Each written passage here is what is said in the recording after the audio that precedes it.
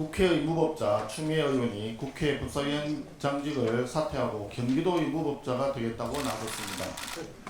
추미애 법사위원장은 조희대 대법원장을 국회에 불러 90분간 사실상 감금시키며 도리돌림하였고 대법원을 휘젓고 다니며 사법부의 권위를 상징하는 대법정 법대를 짓밟았으며 국회의 권위를 스스로 실추시키는 온갖 기행과 만행을 저질렀습니다.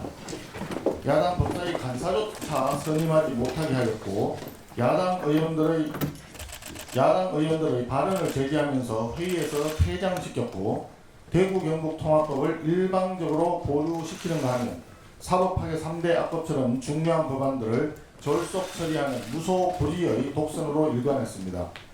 추미애 위원장이 법사위를 운영하던 방식으로 경기도정을 운영한다면 오만과 독단, 아집이 지배하는 독선적인 도정이 이룰 것입니다. 참여정부로 되돌아가겠습니다. 참여정부 당시 최고의 정치개혁은 제17대 국회원 구성에서 여야 간 대화와 타협으로 국회의장은 제1당이 가져가고 법사위원장 제2당이 가져가는 전통을 만든 것입니다. 2004년 총선에서 승리하여 원내 과반을 차지했던 열린우리당이 17대 국회에서 법사위를 야당에 양보했습니다. 18대 국회에서는 거대 여당 한나라당이 법사위를 제2당에 양보를 함으로써 다수당 스스로 입법 독재를 방지하고 견제와 균형의 의회주의 전통을 확립했던 것입니다. 지금 정청래 대표는 응당 제자리에 되돌려 놓아야 할 법사위원장직을 반환하기는커녕 상임위 100% 독점을 공공연히 부르짖고 있습니다. 법사위를 제2당에 맡기는 관례가 참여정부 당시 만들어졌다면 여야 의석수에 따른 상임위원장 배분의 전통은 40년 전 87년 민주화 이후 13대 국회에서 만들어진 것입니다. 집권여당이 상임위원장을 100% 독식하겠다는 것은 노무현 이전을 넘어서 87년 민주화 이전으로 되돌아가겠다는 역사적 퇴행에 불과합니다. 그런데 정청래 대표는 어제 봉화마을에 가서 노무현 대통령 묘역 앞에서 눈시울을 붉혔습니다. 노 대통령의 사위인 더불어민주당 박상원 의원의 말대로 정치적 이익을 위해서 노무현 대통령을 소환하는 것은 올바른 태도가 아닙니다.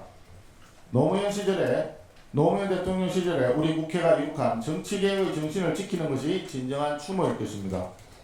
법사위원장직을 2당에 반환을 거부하고 있는 정청래 대표는 노무현 정신을 부정하는 것이며 상임위원장 100% 독점을 운운한 것은 국민의 피와 땀으로 이룩한 87년 민주화의 성취에 침을 뱉는 행위입니다. 필요할 때만 노무현 대통령을 소환하며 악의 눈물을 흘리고 뒤돌아서서는 민주주의를 배신하는 나쁜 정치를 중단하기 바랍니다. 트럼프 대통령의 이란 공격 보류 소식으로 유가가 10%가량 하락했습니다. 다행이지만 이를 위기 해소로 보는 것은 섣부른 판단입니다.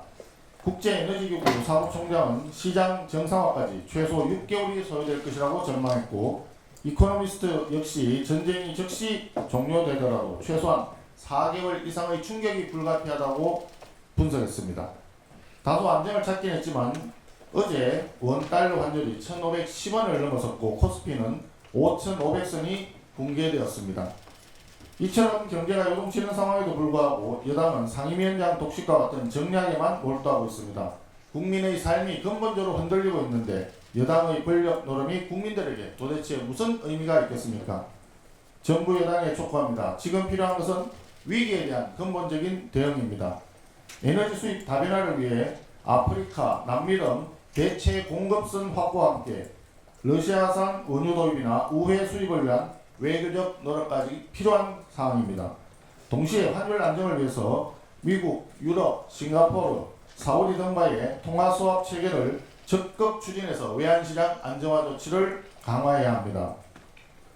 또한 지금 얘기하고 있는 선거 추경은 해법이 될 수 없습니다.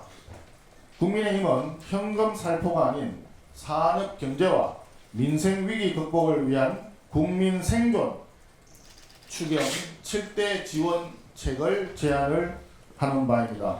7대 지원은 첫째, 정유 및 석유화학업계 긴급 지원. 둘째, 유류세 인하. 셋째, K패스 할인 확대. 넷째, 생계형 소규모 운수업자 지원. 다섯째, 택시업계 유류 바우처 지원. 여섯째, 에너지 취약계층에 대한 농수산물 구매 바우처 지원. 일곱 번째, 자영업자 배달 포장용기 구매비 지원 등 국가 경제를 지키고 민생 부담을 경감하는 데 초점을 두고 있습니다. 정부와 여당은 고물가, 고환율, 에너지 위기의 본질을 직시하고 국민이 체감할 수 있는 국민 생존, 실대 추경 등 실효적인 대책 마련에 적극 나설 것을 강력히 촉구합니다.